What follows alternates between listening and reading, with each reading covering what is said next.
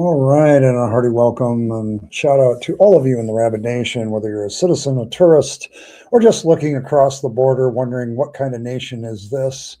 Welcome, one and all, and welcome to the channel. Welcome to the Rabyd Atheist. I'm your host, Ed Rabyd, a former pastor turned atheist, now a compassionate anti-theist. Welcome to my channel, and welcome to Fireside Chat Monday, where I leave the all-important task of topic selection to all of you in the chat. And just engage the chat. It's just imagine yourself at a nice roaring fire for those of us in the cold north of the northern hemisphere, where it's 5 degrees out right now and feels like -10 where I'm at. And thus I'm glad I'm inside, and we'll probably enjoy a nice warm cup of hot chocolate later. That's where we are. So that's where we're at. There you go. If you're here, and just pull yourself up, pull a chair up around the fire, and got something you want to talk about, you can talk about it, and I'm happy to do that. A little bit less mod and a little bit more openness and all that stuff at the Fireside Chat. So welcome, one and all. Just don't preach at me and don't quote Bible verses at me nonstop, and we'll be fine. So, yeah, I don't know. Actually, this is why, like, honestly, Evan, there's a reason why in the Great White North, situationships pop up quite often in the Great White North in the winter, because everybody wants a fire and somebody to cuddle with, and you get less and less particular the colder it gets. So there's that. But welcome to Fireside Chat. Just a reminder, there is a golden chat that helps pay for the streams, helps pay for my work to continue to normalize atheism and deconversion and be the resident, whatever I am, the grandmaster of the fluffle here for Fangs, and your benevolent dictator for life of the Rabyd Nation. So there you go. But yeah, let's get I will wear whatever hat you guys choose. So far now, it's the Holy Bunny hat. I'm going to throw that into the ring for a while. Probably next week or the week after, I'll have some Valentine's Day themed hats. For those of you that are into hats, I'll get a couple new ones. There'll be a couple new hat reveals. So there you go. See, roll call. Fred was here talking about the mistakes of humanity coming out of the trees, developing a fire in the wheel, and everything's gone downhill since then. That's probably true. Hey, John, good to see you. Trusting that Holland hasn't been... Holland's doing well, I hope. Europe seems a little bit agitated with my current leader in the White House. So there you go. And the elder gods have graced us with their presence. Good to see you, Cranky.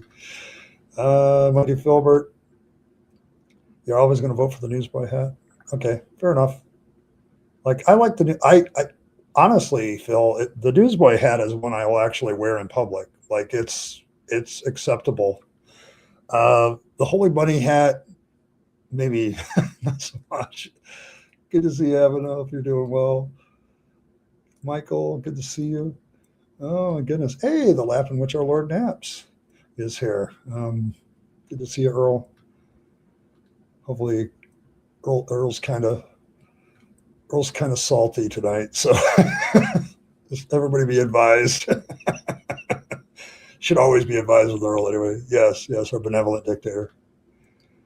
Worship Fang, so there you go. Hey, good to see you, Chuck. All right. There you go. Just walk down the road with a Holy Bunny hat. Hot like it. Sounds like something a New Yorker would do. Yes, you have been warned.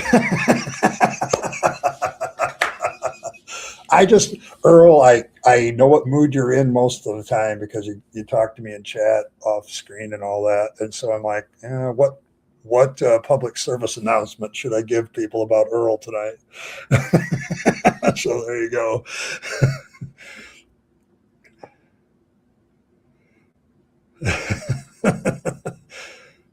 Oh, it's there. Listen, the Holy Bunny hat I've kind of reserved for Saturdays most of the time, because it's kind of one of the most the most popular hats I have. Like every time I put it in there, it's in the top running. Like right now, it's winning. Like, and that is not unusual. That is totally normal, like absolutely normal. And so, like during weekday streams, I don't always put it in because I want to see what other hats might win. So every once in a while, it gets beat by something, but it's rare. It's kind of like one of those things where if I put the Holy Bunny hat, I have to be careful because if I say anything about fangs with the Holy Bunny hat on, it becomes dogma. So you have to be careful with that sort of stuff, and we have a lot of contradictory dogma now because of it. So kind of like every other religion. So there you go. So there you go. Yeah, I don't know. Have you heard the good news of our Lord and Savior Fangs? Although I think he would probably reject both of those titles, Cranky. You know him better than I do in some ways. So I think he would. Yeah, I got the red flag in there. It's all right. I'm going to pull it up. Yeah, you do have a red flag emoji, but I think, Earl, for the emoji, we might have to shrink fangs a little bit and make the red flag bigger. That might have to be something to be done for the emoji. So, because it doesn't show up very well as an emoji, but so yeah, the red flag is kind of there, but it's like, I think it's perfect for this crowd because I think there's a lot of you that have been watching reaction videos and go, hey, I want a red flag. I want to do my own red flag. So there you go. Hey, Martin, good to see you. Yeah. Gears, so it's not. There you go. There you go. Yeah, it's pretty much like Christianity then.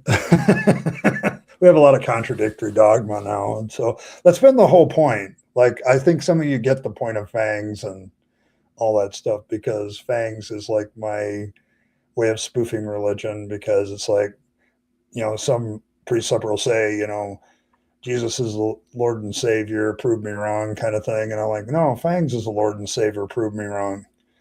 Like, and well, that's a ridiculous argument, and so is yours. So the whole point is to illustrate the ridiculous nature of religious arguments, and Fangs approves. So there you go. Yes, you gotta. Yeah, you gotta, or contrary. Yeah, you got to have divine mystery. So you got to have contradictory dogma, and we want to put a lot of divine mystery around an atheist deity. So there you go. Yes, yeah, it tells adults to become childish. I'm going to tell you something. Like I'm doing this new series on Wednesdays of streams called Red Letters, Red Flags. Here, let me find the appropriate thing to talk about here. Where is it? It's my stock.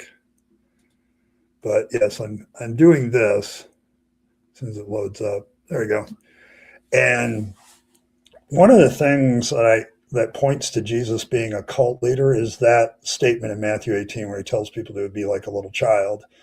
And what he's basically saying, just accept authority, just accept stuff, just be completely dependent on God, just like a little kid. And it's like, that's classic cult leader behavior, like make people completely dependent on the authority. So yes. So yeah, I'm kind of examining some of the teachings of Christ and looking back through it with a non-believing lens has been very interesting this time around because it's like I can see where Jesus is using cult leader tactics at times to keep people. So, well, go ahead, fire away. I'd love to see Fangs with it's just like I want Fangs to be there so we have our lovable bunny that we can hug, and at the same time have our red flag so we can actually see it's a red flag. So pink. Fred says you should put that on a neon background. I'm not sure that's a great idea, but there you go. Missed my milestone chat. Oh no. I saw it and I'm being there you go. See, there it is. Evan has been around. He has been a citizen for 11 months. It's not a record. It's not the longest, but it's impressive.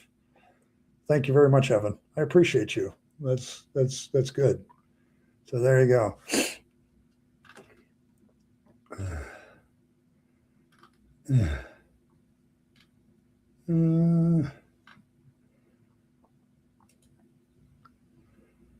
All right, definitely listen in, Philbert. I know your people work. I get it.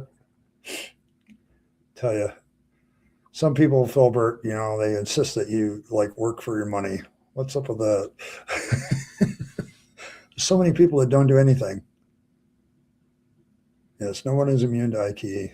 That's correct. NATO has been getting your attention. As an atheist, I think piston indoctrinates that you don't like because I think that isn't talked about enough. I am sure Dragon Rider with MLK, there's probably something that's religious or belief in God oriented. At the same time, I can't disagree with the guy on a lot of his social activism. Like I think the nonviolence tactic was brilliant and probably still actually is brilliant. Like it's there's a lot of stuff that I can agree with him, okay, but when he gets religious and talks about that stuff, there's usually a point where I'm like, yeah, I don't need that. I just don't need it. But yeah, like all public figures, you're going to have stuff you agree with and you don't disagree. As an atheist, um, I know that there are some people, because I also have a poli-sci degree, and we talked about MLK and poli-sci and some of his techniques. And one of the things that some people that aren't believers observed when I was in school was that he used a lot of religious justifications, but he didn't really need them. Like, he didn't really need that. So it's an interesting topic for discussion, but a lot of people point to the fact that he's probably having an affair and there's a few other things going on in his life, that he wasn't pure as the driven snow. I don't know that today that means a whole lot, given that we have a lot of politicians that are, have probably engaged in adultery, have probably engaged in lying, very likely, and nobody gives a shit. So, I don't know why we should give a shit about that behavior from MLK anymore. The biggest thing with him, of course, is I loved his nonviolence tactics because they worked. So, yeah, I mean, I'm not hating on him either, Dragon Rider. I like the guy to a large extent. I like a lot of things that he said are very eye opening and they're very applicable to today still. So, still a very notable, wonderful figure in a lot of ways. Other ways, the religious aspects of it, it's eat the meat, spit out the bones kind of thing. So take white notes, everyone. You mean like this? Make sure you have a notebook, just like Habermas.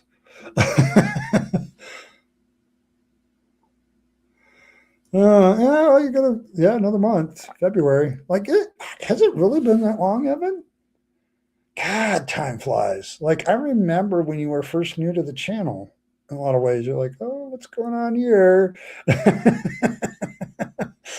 um, so it's like, yeah.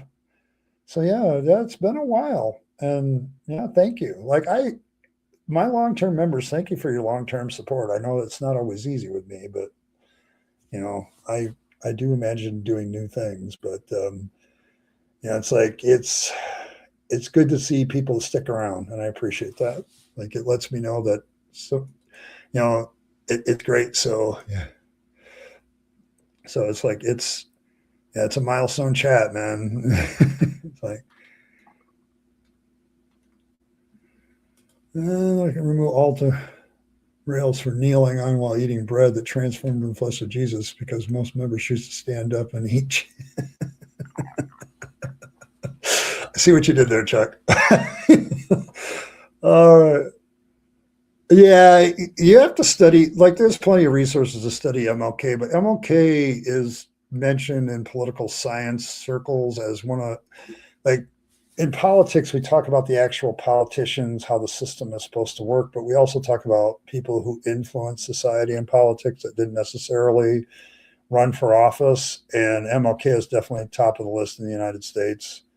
There's a reason why there's a day to commemorate his memory. But yeah, it's like when you look at it, something politically science, there's very few people you can say were influencers at the level of MLK from a political point of view. Like he influenced a lot of people. Like, but a lot of people are trying to equate certain other people to MLK. Every decade, somebody said, "Oh, somebody else did the same thing," and it's like, no, not really. You don't see a lot of these guys going to jail, 100 times for their beliefs, mostly on trumped up charges. Yeah, it's a different kind of thing. But kneelers are protesting because they say it's too Protestant. So they're protesting for their right to kneel while they eat Jesus. Okay, fair enough. I honestly, Chuck, when I was a Protestant, okay, I used to look at that and I got the joke immediately. So you insist on kneeling at kneelers while you're eating Jesus. And I'm like, the joke isn't lost on me even back then. So yeah, there you go. There you go. Yeah. Yeah. Not pure Trumpian. There you go. Yeah, it's kind of despite his theism instead of because of it. So yes.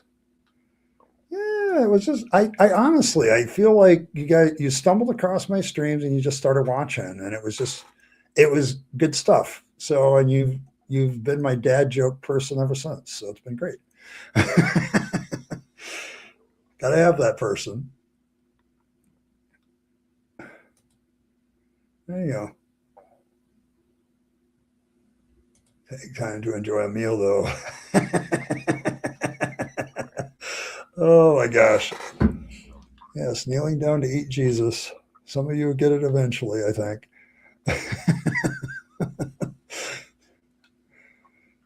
Oh,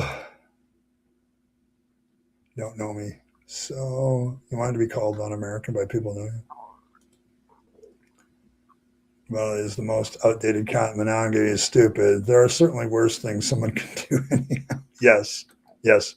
And as I remember Christopher Hitchens said something about adultery, because in the Bible, adultery is a death penalty thing. And his remarks about adultery was, well, kind of has its own societal consequences, like that are pretty devastating to the person. So yeah, it's like, and kind of as you say, it's kind of an outdated concept. Like I think people get all upset about it, but it's like I can't see how anybody's going to be faithful in a biblical sense where Jesus puts it up. If you just look at somebody wrong and think naughty thoughts in your head, you've committed adultery. I don't see how anybody can live up to that expectation. Like I don't care how faithfully married you are for how many years you've done where you've looked at some other person and said, "Yep." So I don't get that level. That's for sure. Anyhow, let's see ya. Pathos and hope. Okay. So there you go. Yeah, Gandhi and Mandela come to mind. Yeah, similar figures, very similar to MLK. So, but yeah, Gandhi and Mandela are kind of the same. Like they had good viewpoints, but they were also religious, and so they were better because of it. Yeah, I mean, I think that's where we have to analyze historical figures and kind of what good did they do, and some of the other stuff doesn't really matter. I don't know if he see the problem is there's a debate about how religious MLK even was at times. Like he seemed to be far more focused on social justice than he ever was on his religion. Like at least that seems the public persona. But you don't know the private man very well. How religiously motivated was some of his social justice stuff? So, but he was a preacher. He did use the title Reverend. He did talk about God. So yeah, thought crimes. There we go. Yeah, that process isn't God simple. There you go. Hey, Kyle, good to see you, man. He was a pastor. It was Reverend Dr. Martin Luther King Jr. So he had a lot of abbreviations at the front and back of his name. So there you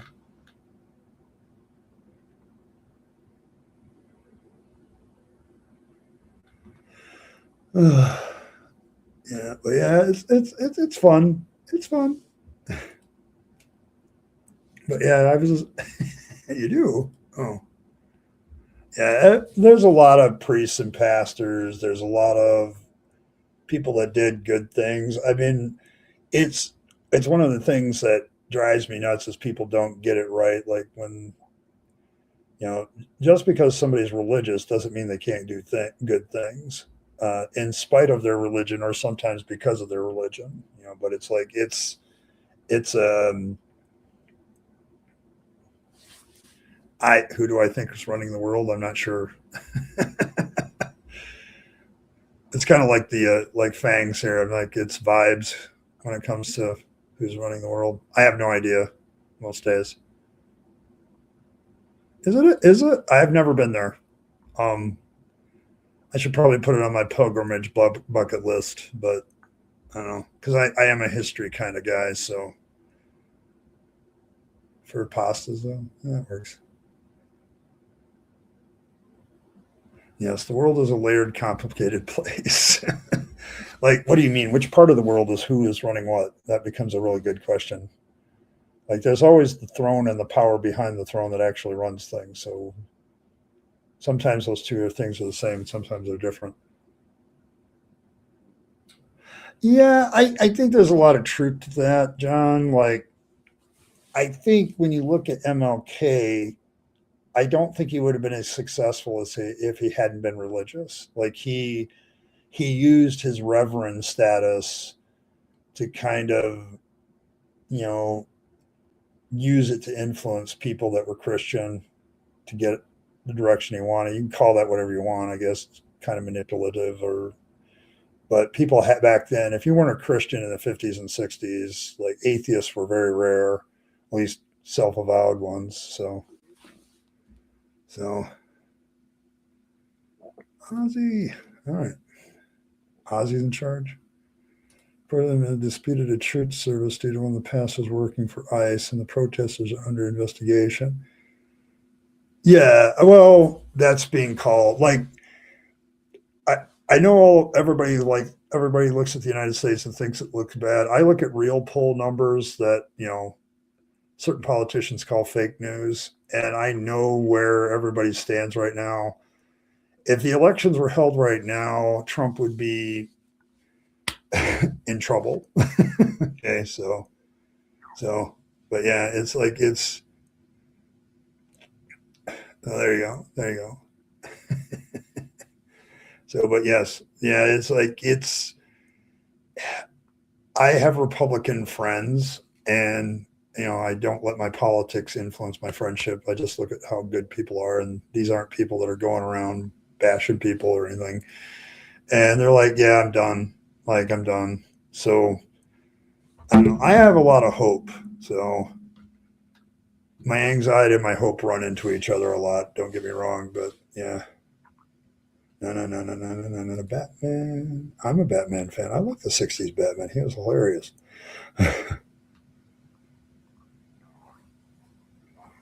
So there you go.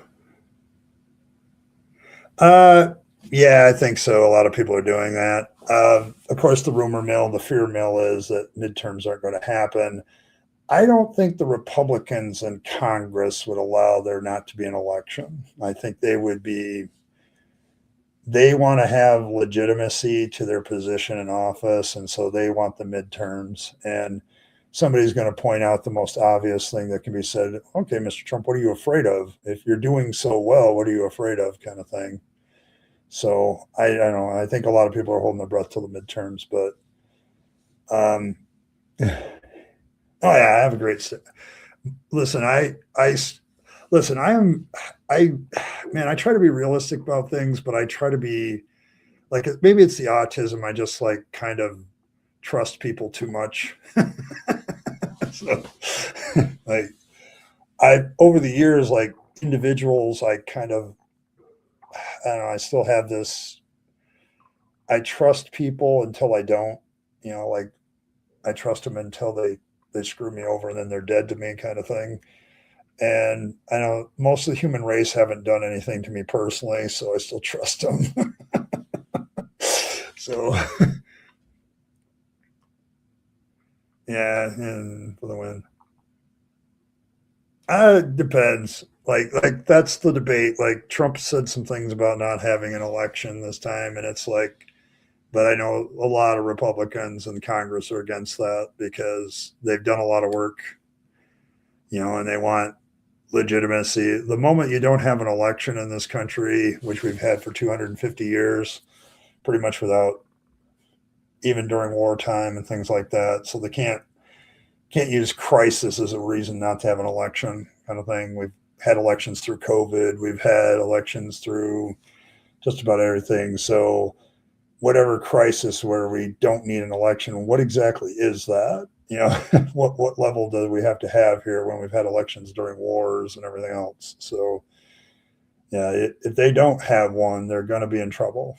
So you think Minneapolis, Minnesota is bad? If that happens, that'll be a problem, and it won't be just a liberal conservative problem. It'll be a constitutionalist versus others problem too. So yeah, well, it matters because that can change. Like I know like I have friends that are farmers that feel betrayed right now. Like there's a whole bunch of betrayal going on the right. So like a lot of people, the Epstein files haven't been helpful. Blossom. When you look at it, how much power a politician has depends on how much the people are behind him. And yeah, it's kind of shaky right now for Trump. So uh, in a way, like I wouldn't care if there was a Project 2025 or not. I know how religious people think, and they were going to do that kind of stuff regardless of whether they had a plan or not. Like I knew that the Christian nationalists would absolutely go ape once they got a Republican president, like that was sympathetic to their cause. And you don't need a plan like Project 2025 to do the stuff they were going to do. And not everything for Project 2025 is panned out. Like the people that fostered that, they've had a lot of problems internally too. Like they've had people walk out.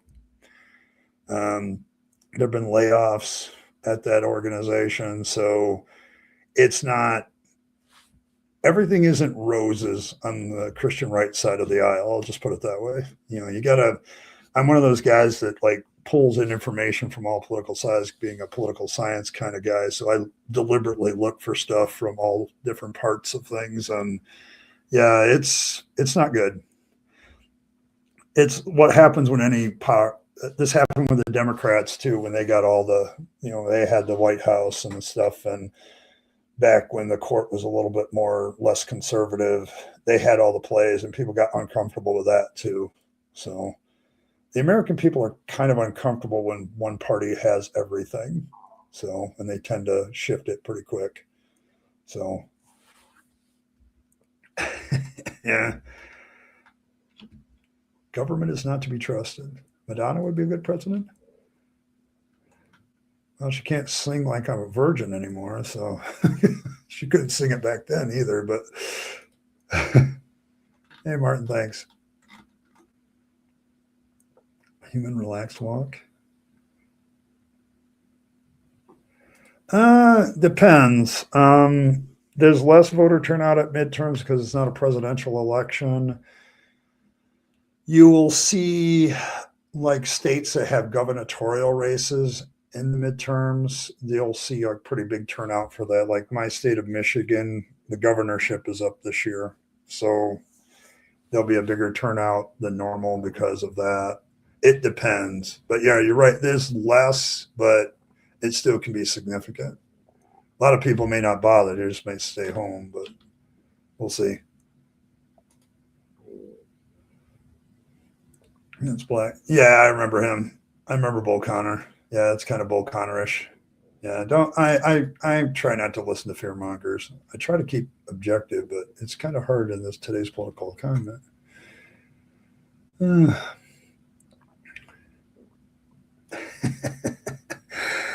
don't know.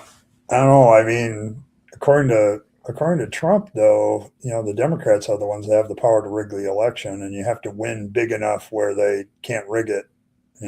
That's how he said he won this time. Like it's the Democrats that have the power to rig the election. So I don't know. Did Elon do it? Did the Democrats do it? I think a rigged election, yeah, sure, there's voter fraud that happens in every election, but I don't think it's significant enough to influence it. So unless you have a real close margin in a state, so oh, yeah,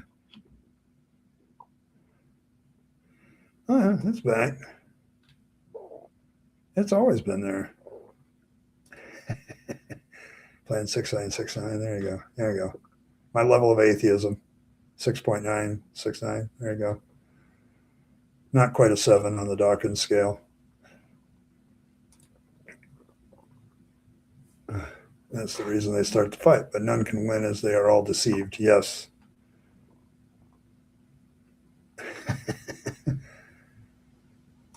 Deliver chi. Okay, there we go.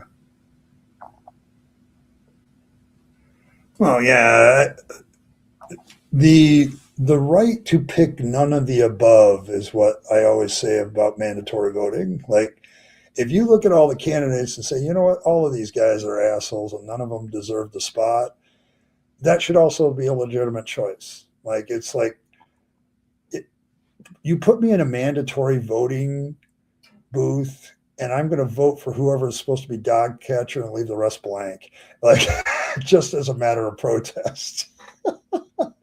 Yeah, I'm not. I'm not trying to be rude, but you also, if you're going to talk about choice in voting, you have to have the choice to say, you know what, all these people are none of the above. Yeah, none of the above. I want to box to check none of the above, and if that guy wins, none of the above wins, then they have to do a re-election with new candidates. Like, so, like, there's that. I don't think any rigging went on either election. Like both parties are just saying things are rigged because when it doesn't go their way. So yeah, it's. I don't think the elections were rigged at all either. I consider how impossible that is. Like you have so many people watching voting and balloting from the local level on up. Like there's just so much of this. So much is observed in the election process. Like it's just hard to, you can get over little things here and there if you have a corrupt local person, but once it jumps up a level, it gets to be a problem. And I know how the voting system works, in my own country. And it's like, God, that's damn hard to get anything done. I just don't see it. And you have different agencies that investigate that some are loyal to the president and others are loyal to Congress and others have independence. So it's like, yeah. I mean, if I lived in Belgium and Australia and it was mandatory voting, um, I would insist on a none of the above option in all the ballots. Like, why don't we have that? Like, I'm serious. I think if you're going to make it mandated, then I want a none of the above. Let's do a different election because I don't like any of these people. I want that on as part of the mandatory ballot. And if that wins, then all those candidates are disqualified and they have to come up with new candidates. And there you go. So I'm sorry. I think you're going to talk freedom. You have to have the freedom to say, you know what? F the system. Like you have to have that option too. So it's a political sleight of hand. I agree with you on that one. Like, I don't think any of the elections were rigged. I think both sides claimed they were rigged because, they got to have something to do.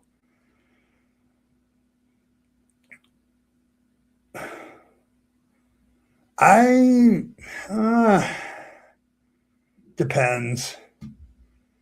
It depends on, I mean, if you pull away the stupid statements that Bondi says and look at actions, I don't know. Biden, I don't know that he was overt as Trump is. Like Trump is pretty like in your face, throws it down on the table. I'm coming after you with the Department of Justice because I dislike your politics. Doesn't mean other presidents haven't done it. They just haven't put it on the table like that. So,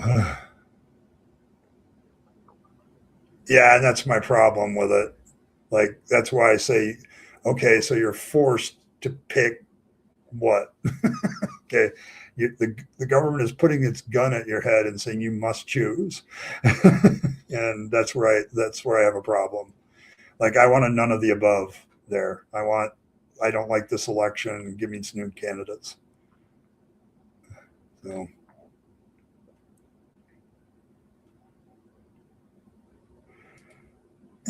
yeah, most of them, I agree, Ron. Like most of the pollster workers, they're just trying to make sure everything's fair and everybody gets their chance to do their vote. Like, I have never really met somebody that was super partisan as a pollster. So they just believe in the process. So, yeah,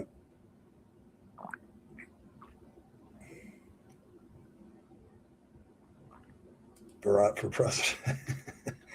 I'm going, honestly, Chuck, I think we need to dig up Bill the cat, the dead cat, and find Opus and tell him to run again. Honestly, Bill and Opus for president. Actually, I have a better one. Let's vote for Fangs. I think Fangs should be president. I think an imaginary atheist deity would do a better job right now. Carrots for everyone. You get a carrot, everybody else get you get circumcised carrots with Fangs. We're gonna have Fangs go for office. You have to go. Well, that's the thing, though. Like forcing me to go.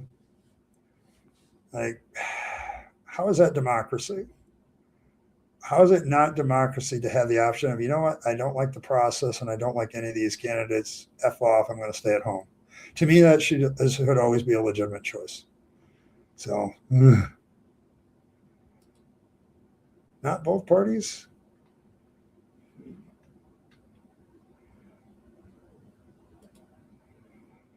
See, I'm more inclined to say tech oligarchs, others make money, have reduced oversight, certainly in handling the tiffling public opinion. Oh, that's true. Well, yeah, and there's, uh, yeah, I'll buy that. I don't know because I think all fascists in the United States happen to be Republicans, but I don't think all Republicans are fascists. So, um, there's some that do not like what's going on any more than most liberals do. So that's the problem. Like it's saying that nobody else does it, nobody lies. Like it's like no, no. Well, I let's see. How hard is it for me to vote? I have to walk 3 blocks and show up and show my voter ID, um, which is usually my driver's license. So that's it. That's all I have to do. I don't know how hard that is, but I'm not everywhere either. I don't know how hard different states make it, but in Michigan, it's not that hard to vote.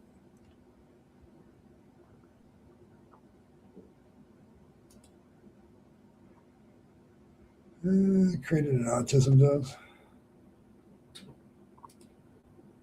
Not necessarily. Like, I mean, other people are going to vote. I mean, and I can always sit back and say, well, guess what? You guys get the government that you voted for. Congratulations. So,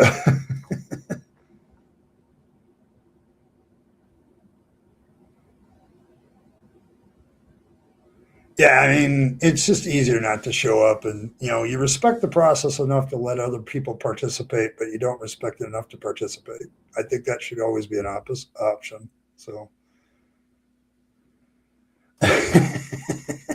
yeah.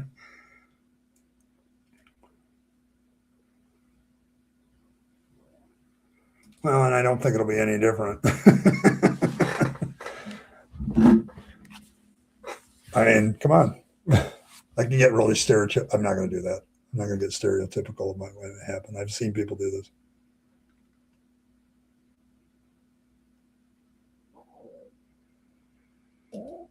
Well, But how is that different than staying at home and not voting? Well, how is that any different? Like, how's that any different than just staying at home? Other than you've wasted my time going to the poll position not to do it. Like, it's no different. The effect is the same. Like, it's like, how is that any different? Like, if I stay home and don't vote, or I go to the polling place and turn in a blank ballot, it's the same effect. Like, the effect is the same. I believe in choices. Oh, I don't know. I thought the first didn't I? There were a few crankpots that said, I'm not talking about just the most recent election, but Democrats have claimed that elections were rigged before. I think 2000 was kind of one of those ones that they said it was rigged. So, but I've been around long enough to hear the Democrats talk about rigged voting too. So it's happened. So, I mean, Democrats aren't claiming the last election was rigged. It was too overwhelming to do so. If it had been close, I think you would have seen people say, okay, what's going on here? Fraudulent voting happens every election. It does.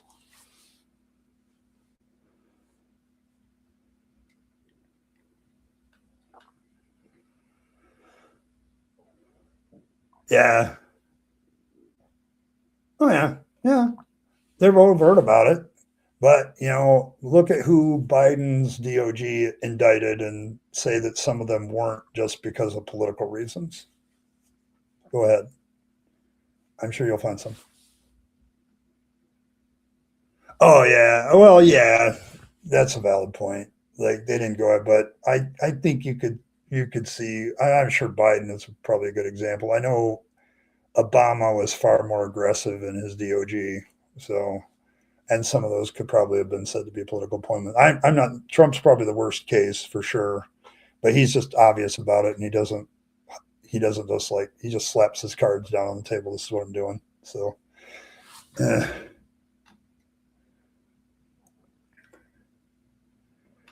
Yeah, it. I don't. I'm not going to get into whether it's a dictatorship, but it's like if you're not giving people the option to not vote, I think you're kind of forcing people's hand. It doesn't really improve things. You're still going to get the same decisions that people would make. So I mean, people say, "Oh, if all you people that didn't vote in the last would have voted," I've actually got the data set of the actual election. You would get more of the same. So, so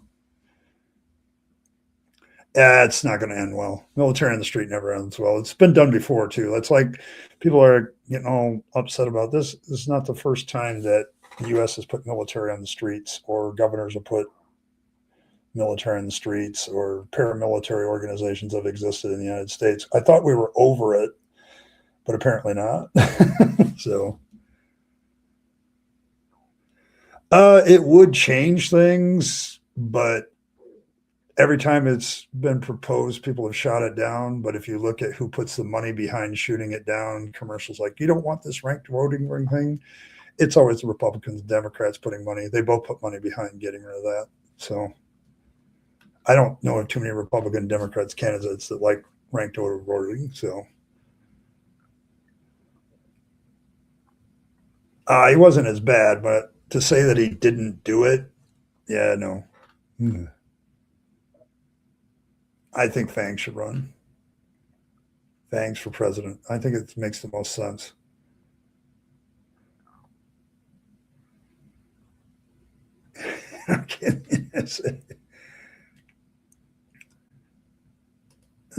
Might be interesting. She's grown up quite a bit. When she first got in, I'm like, man, girl, you need to stop saying stupid shit. Okay. But then she's matured quite a bit. Like, she's kind of figured it out, and kudos to her. So I don't know, because people would say it's rigged. Like, you got to remember, Ron, think about our country. We think anything that's technologically related is easy to rig. Like, they do that. Like, it's like we could all vote online and not have to go to a polling place, but then somebody would say somebody manipulated the data before it got anywhere. It's like like it or not, having a physical ballot is kind of a great way to kind of look at things and recount them. So like you have something you can hold on to, take pictures of, things like that. So physical ballots do have their advantages. So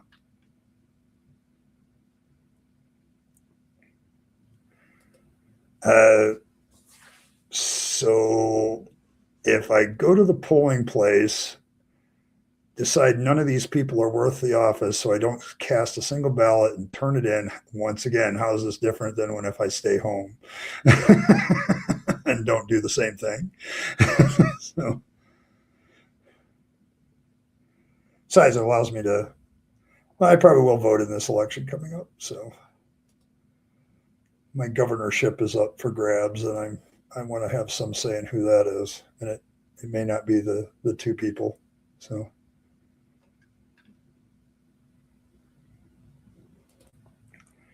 do by campaigners while waiting. Oh, do they let you do that? Do they do that in Australia where they let people, like, as you're waiting in line to get in to vote, they have people campaigning right outside the polling places? Does that happen in Australia? Because I think it's illegal in the United States. Like, you can't have campaigners within a certain feet of a polling place in the United States, as I recall. Maybe I'm wrong about that, but yeah, I gotta look it up.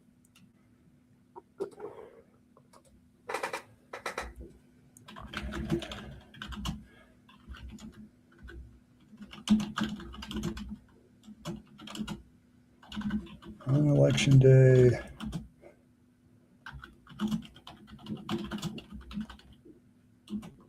in the U.S. Hopefully it'll correct my...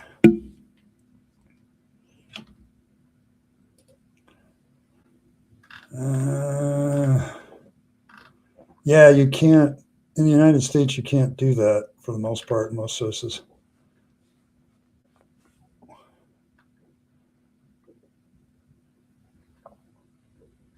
I don't expect anything from people I do vote for, too. You guys forget that I have an active distrust of government, okay, because of past history. Like, government always fucks things up.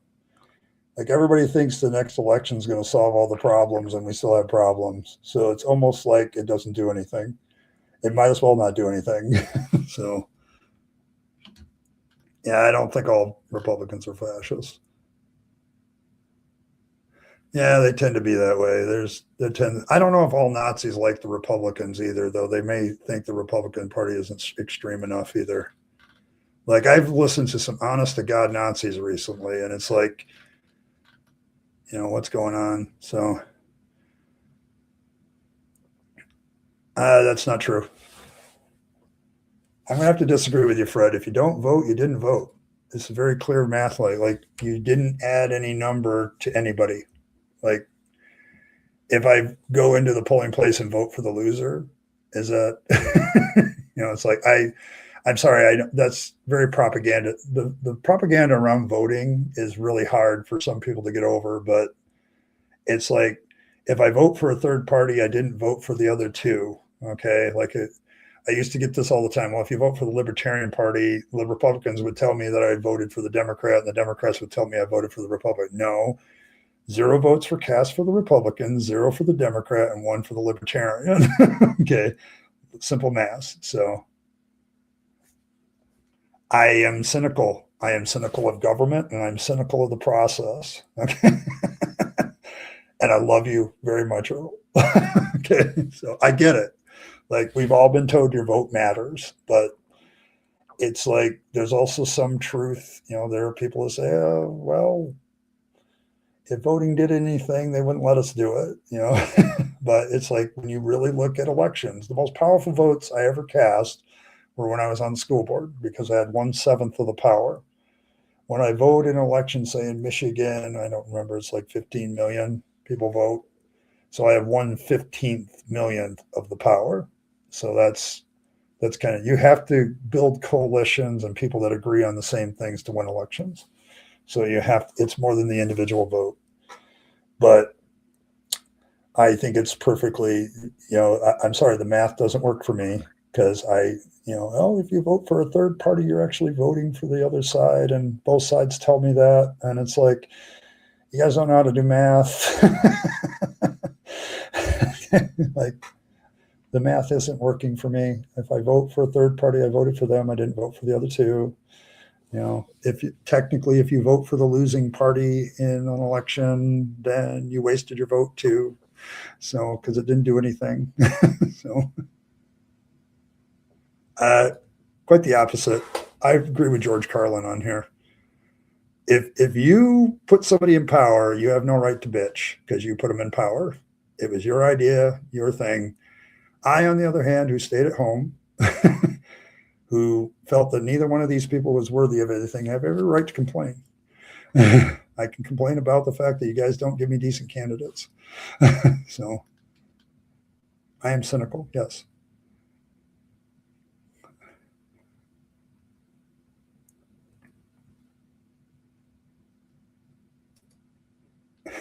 Ain't voting them? Okay. Yeah, that's true.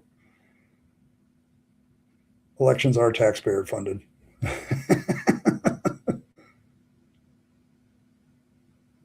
I am in a battle bound state, and never has any state election been decided by one vote. It's literally been hundreds of thousands every time. Yep. Like, if you look at elections countrywide, there are very, very few that are decided by one vote. It's always in the thousands. So, a very small government. I'm a big classical liberal kind of guy. I think government works okay in certain circumstances. Like, it's not the answer to all our problems as humans. So a lot of people think that way, but it's like, I don't know.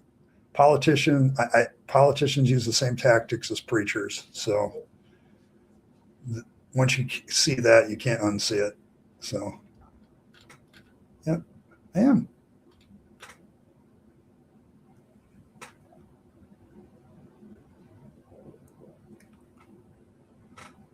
I know, but it never comes down to one vote.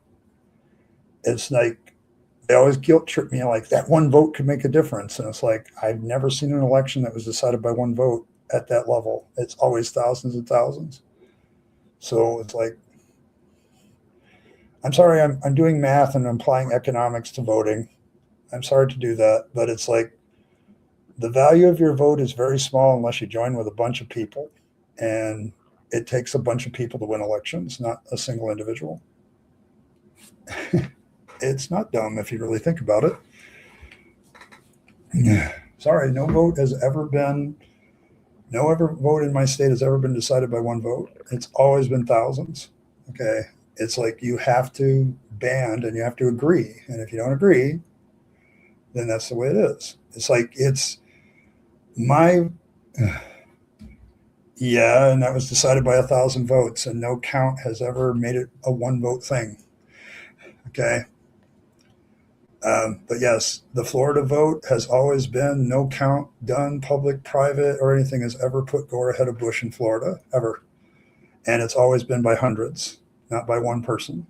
So,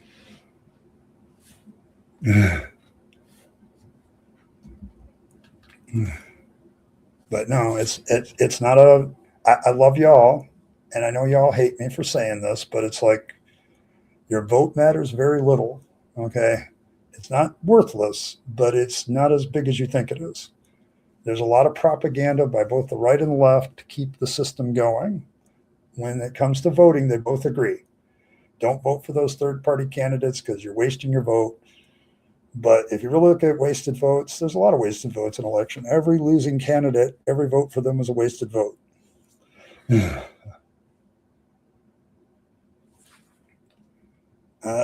No, I don't think so. I've done a lot of deep thinking on this one for years, like decades. But no, it.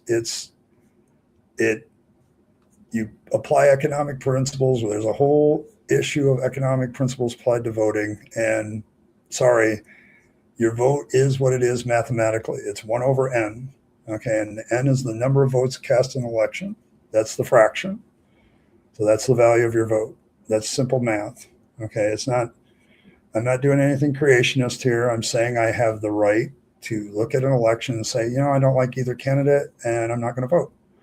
Okay, or I like the other candidates that aren't the two big ones and I'm going to vote for them. I have the right to do that and not be told, oh, you're voting for the other side. No, not really. I'm voting for one. How am I arguing like anti-evolutionists? Give me the equivalence. That one I want to see. I want you to see me label that out. Like, you're coming at me personally, and I find that a little offensive.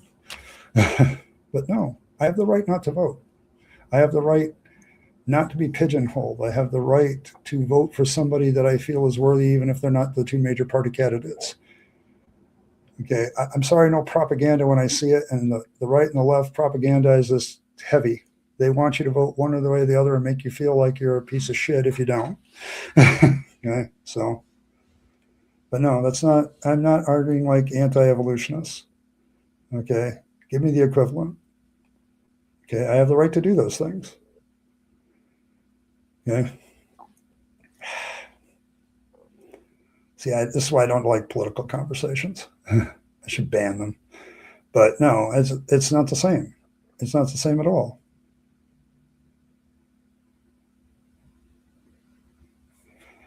Yeah, just do the math. Okay, like you're voting for the other guy. If you don't, it's like, no, I'm not. I'm not voting for them at all. I'm not voting for you. I'm not voting for them. And, I'm just not voting. If I don't, I have the right as a human being to look at the system and say, I don't buy the false choice. Like, quit giving me two options. Give me multiple options that are actually valid. Let me elect somebody that's closer to my ideology. So, yeah, and it puts us into this two tribe dichotomy that kind of pisses me off. Like, it's like political views aren't black and white. Like, if anything, if there's a fallacy involved, it's the black and white fallacy of red and blue. So it's like, I don't like dichotomies like that and anything, but no, it's like, no, the math doesn't work. But yes, no election that I know of has been decided by one vote. There's been a lot of movies regarding that, but almost always you'd get the same results. Like, people say, well, what data? Well, I have the actual election data from the last election. If you got 10 million more people to vote, it would still be the same percentages.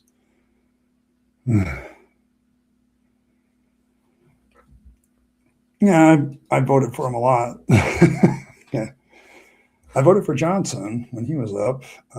I voted for the one lady that could actually have won the presidency as a libertarian candidate that year when it was Trump and Hillary. So, oh no, it was before Trump and Hillary. So,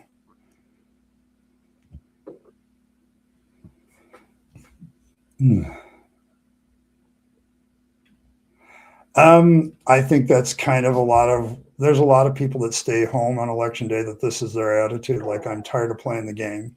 Like, it's a game. So,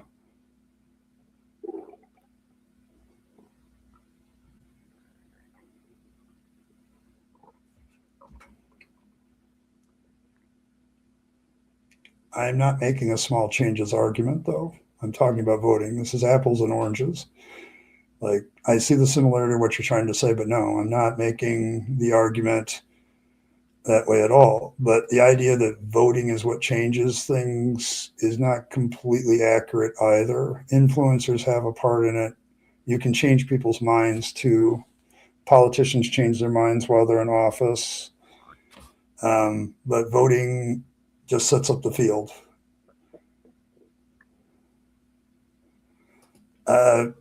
No. If I use that one vote to vote for a loser, did it change anything? No.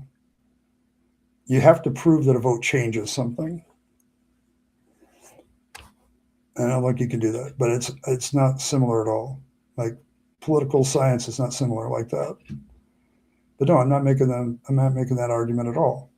I'm saying that if it's my power and my vote, I should A, either have more choices, B, have the right not to choose at all, or C, realize that I'm going to vote for somebody that's probably going to lose, but it's a moral choice.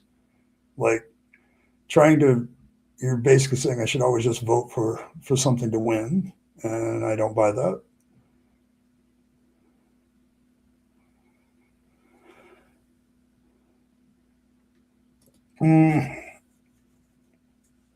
I'm not sure you're going to get any difference if you get more people to vote. Like, have the elections changed much in countries where people are forced to vote? Do the results change or vary? I don't know that they do. And they might not win. it's I'm sorry. When you look at the numbers and the math of voting, you realize how little power you have. Like, and I get it. You can make changes and things can change, but it's usually a mass thing. Like right now, you're probably going to see, if the election was held in November, you're going to probably see the Democrats win the House, and it won't matter regardless of how many people vote. They might win the Senate regardless of how many people vote, because enough people were represented. I mean, what retarded argument? I'm saying that I have the right to choose what I want to choose, including not voting. Do I not have that right? Does that right not exist? Okay. If I make a decision that this is what I'm going to do with my vote, do I not have sovereignty over that decision? That's my basis for saying I have the right not to vote. So, oh, it matters, does it? Yeah, I haven't seen a lot of evolutionary change in the current system of elections.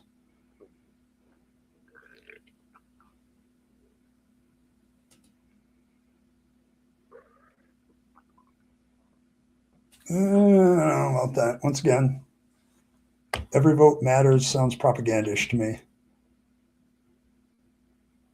I'm very skeptical of government and the voting system. It seems like I'm being a good skeptic.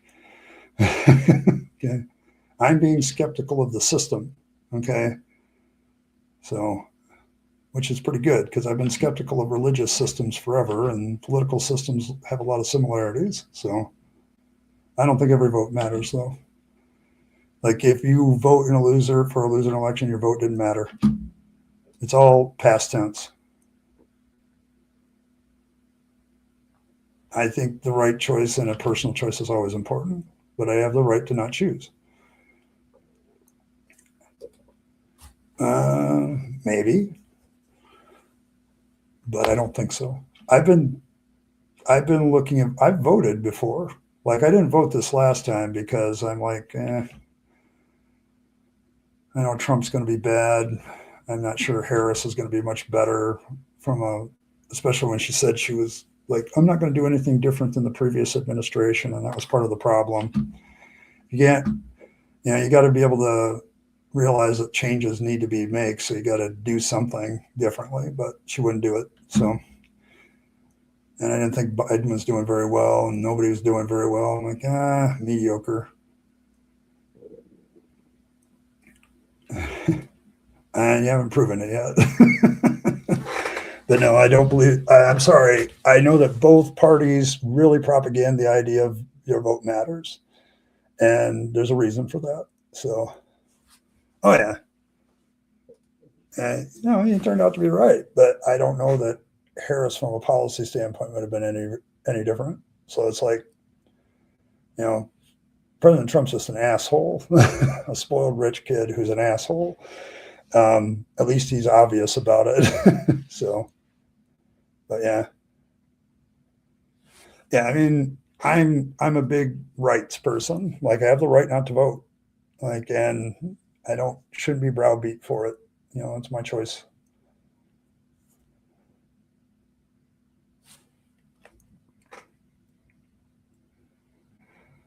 I think the real issue last election is the Democrats botched it from the get go. Biden should have said he wasn't going to run and had a legitimate process of picking a new candidate, and they would have been in a better position. They might have beat Trump. So drunk driving is a choice. I don't know how that's equivalent. So, oh yeah, agreed. You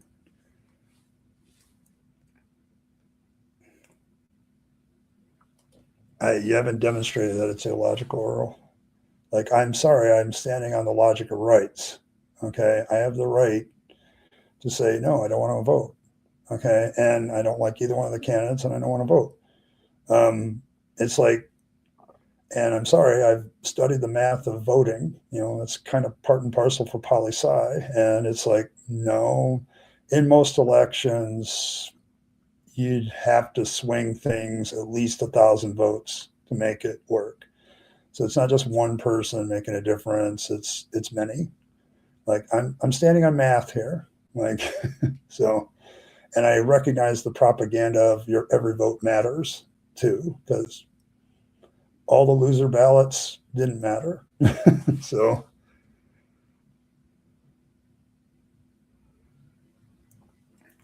they're not equivalent in that regard. Like, on a character level, Kamala Harris was better. I will agree with that. Policy level, it's not a good comparison. Like, it's like, if I don't vote, it's not equivalent to drunk driving. Like, drunk driving is a decision. So,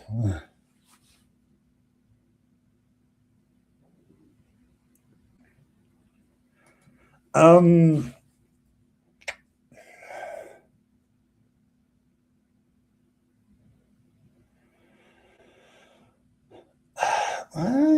I'm sorry, that's not a fair comparison, because you're being negligent to the point where your alcoholic impairment is going to cause somebody help that you do. Like, people walk by bad situations constantly every day. Did they contribute to those bad situations by not doing anything about them? No. So, no, and it wasn't going to either. If I voted, okay, let's say I were to vote in last election, who would I have voted for? All of you are assuming something, but you don't want to face that assumption. Do you think I would have voted for Harris or Trump? Nope. If I had voted in the last election, I don't know who the Libertarian Party candidate was, and that was part of the problem of why I didn't vote. But if I had known who they were and understood their platform, I would have voted for them. And then you would all say that I was wasting my vote and voting for the other side. So,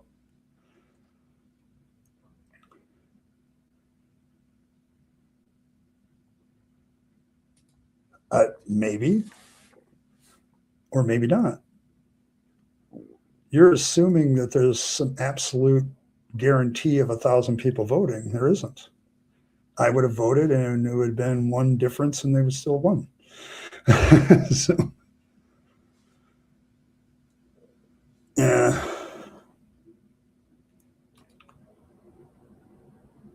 But yes, if I had voted in the last election, it wouldn't have been for Harris or Trump, and so it wouldn't have made any difference.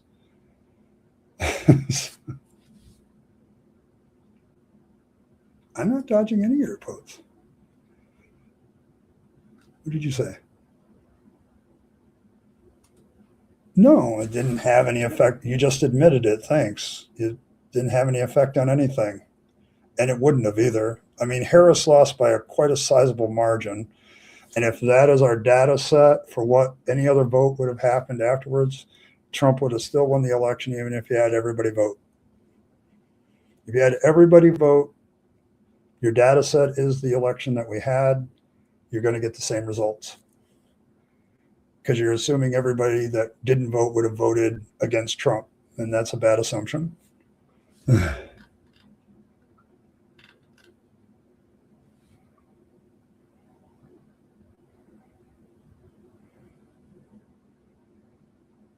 I mean, both major parties push the idea of your vote matters because that's to their advantage. So,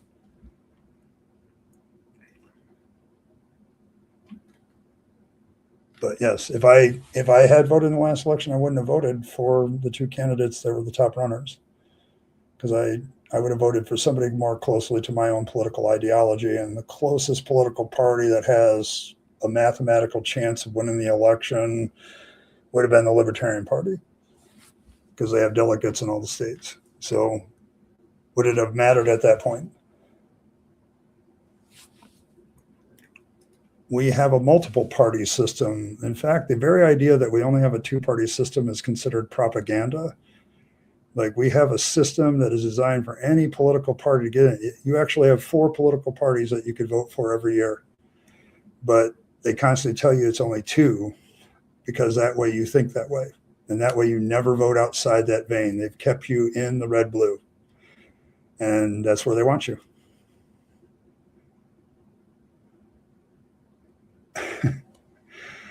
I'm sorry, the Libertarian Party has enough presidential delegates that if they were voted for, they would have control of the Electoral College and they would be able to decide their candidate. That's true. The Green Party is the same. They always have enough people too. Okay, it's just you keep voting for red or blue because that's what they want you to do. Okay, they keep you there. It's propaganda.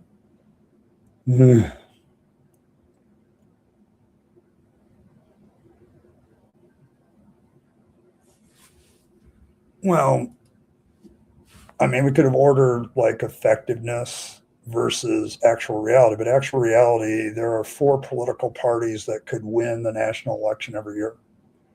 And that's been true for quite some time. When Abraham Lincoln was elected, there were 4 parties that got Electoral College in the vote. The two-party system has not always been there, and it's because people have broken out of it and went a different direction. Like when Abraham Lincoln was elected, the Republican Party was new. They had only been around in a couple of elections. It was like the Whigs and the Democrats and another party that were there, and people decided to vote outside the system, and they got a change. They got a real change. Okay, and that's the thing. If you want real change, you have to get out of the rut that my country has put us in, and so you have to challenge the very system. So, but yes. But, if you keep voting the same way every time, but I don't think that works. But yes, but every time we've had a major change in this country politically, it's because somebody got outside the two-party box. So, and got enough, like you had that with Theodore Roosevelt, and his Bull Moose party got a lot of votes. Well, it split the Republican conservative types. So that ended up having FDR in presidency. So major change has always happened when people get outside the two-party box. So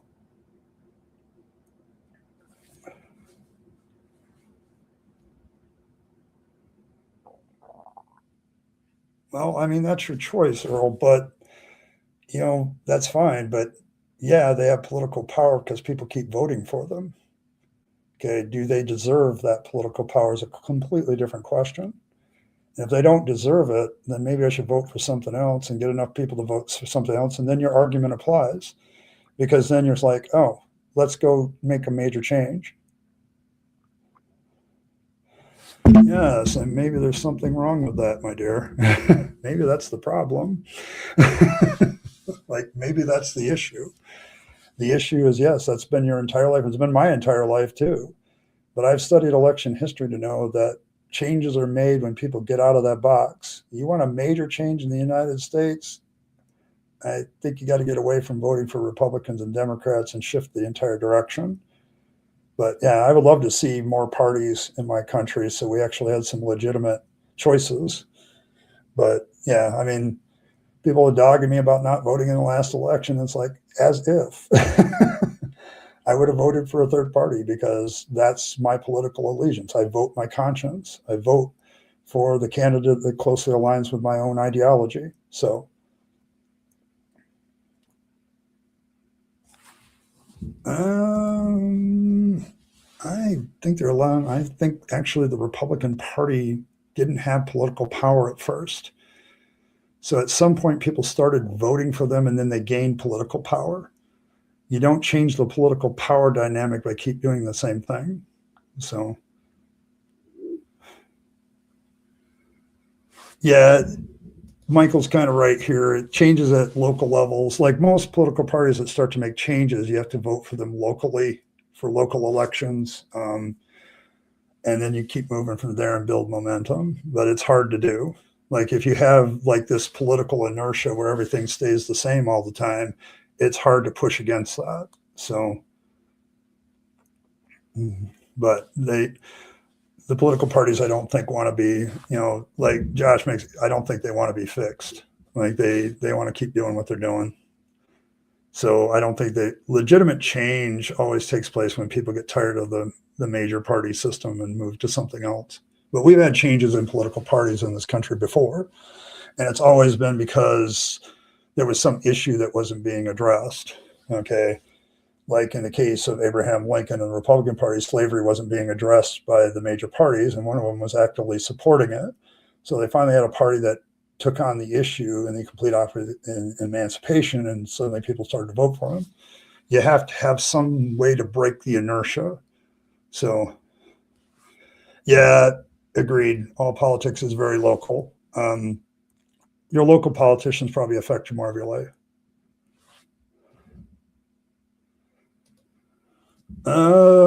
Not the Congress. Congress was held by the Democrats for 40 years. They didn't lose it till Republicans didn't get that till 1994. The Democrats had congressional power. But yeah, the Democrats have had power before. And they're the oldest party of the two. So they existed before the Republicans. They've been around for a long time. So, but I think Congress in 1964 was Democrat. They had a Republican president, sure. Wasn't that Nixon? Was that Nixon? It was Nixon. But you have to start from the bottom to change things. Local politics does a lot more. But no, Republicans haven't always had the power. I mean, who was in charge during Obama? Obama had a Democrat Senate, he had a Democrat representation, and he was in the office as a Democrat. How did they not have power at that point?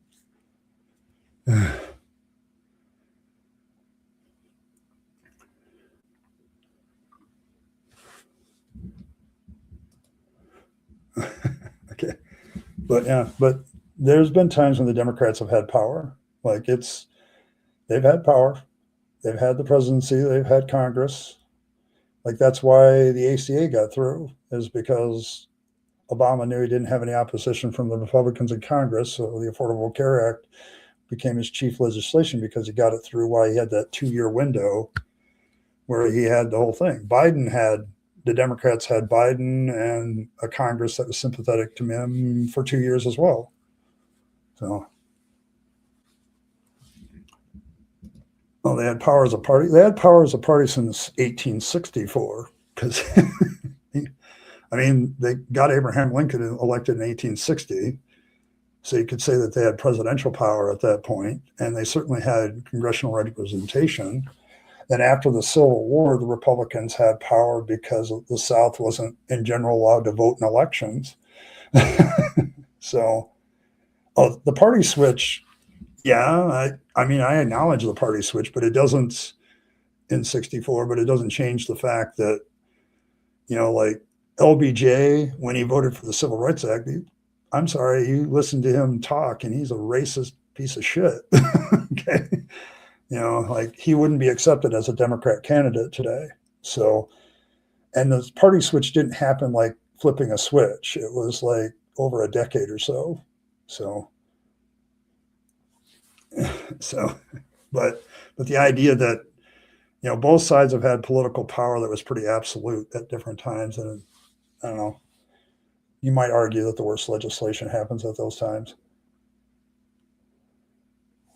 Yeah, I mean, I get it, but I'm talking about parties in general and how much political power and when they've changed and things like that. But you don't hear about the Whigs anymore. But the Whigs used to be a political party in the United States.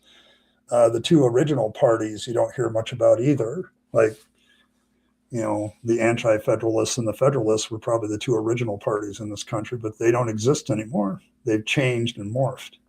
But political party changing and morphing is normal. Like you will see parties completely alter their platforms from what they used to be. Like if you look at a Democratic Party platform from '74, I bet you it's different than today. Oh, they do. It's a good thing. But part of that evolutionary process is sometimes you look at the two parties that are in there, we keep doing the same thing over and over, expecting different results and somehow not calling it insanity. So, yeah, maybe. Like, I don't have any objection to another Obama. I don't. I'm all for peaceful coexistence, and I get tired of the violent rhetoric today. So, and yeah, the Republicans have a tendency to do that more than Democrats. So, but to say Democrats don't like flex their muscles from time to time in the wrong direction. Yeah. Like, I don't see, like, political power on war has always been a problem. So, like, Democrats have supported wars just as much as Republicans. So, and I'm kind of against that. So, but part of that evolutionary process is getting rid of the old and that's not working and find something that works. So I've looked at poll numbers. There's a call for a new political party stronger than ever in a long time. So, well, folks, I got to go. I've actually gone way over time, and because it's always a fascinating discussion. But if you think less of me, I guess that's what you're going to do. But I've been a libertarian a long time, and I've studied poli-sci, and I've looked at voting, and it's like you do the math on it, and people say things. It's like, no, that's not true. So, but I do have to go. Appreciate everybody stopping by. I want to appreciate everybody's donations. Thanks for Evan for being a member for so long. Martin, thank you. Josh, thank you. Fred, thank you. Appreciate all of it. But yeah, so there you go. But thanks everybody for donating. May Fangs nibble on all of your hearts. May he bless you with bountiful carrots. May he nibble on all your vegetables and keep them free of religious corruption. Make sure you leave a circumcised carrot on top of Fang's stash, on your stash, to keep it protected from Fangs. It'll always work. It helps out. Appreciate all of it. And nom and all that. And as always, folks, live your best life. You only get one go around and then it's over. So make sure you take all your time, your money, your opportunities, and give them to yourself, the people you love and care for, and make this a better world. You'll be happier if you do. And don't direct them on the track. So live in faith. Don't waste them on the trappings of religion and faith, because that's a dead end. I speak from experience. And as always, thanks for everything. I'll see you all next time. We'll see you all on another episode of Red Letters, Red Flags on Wednesday. I'll see you then. Appreciate y'all. Love.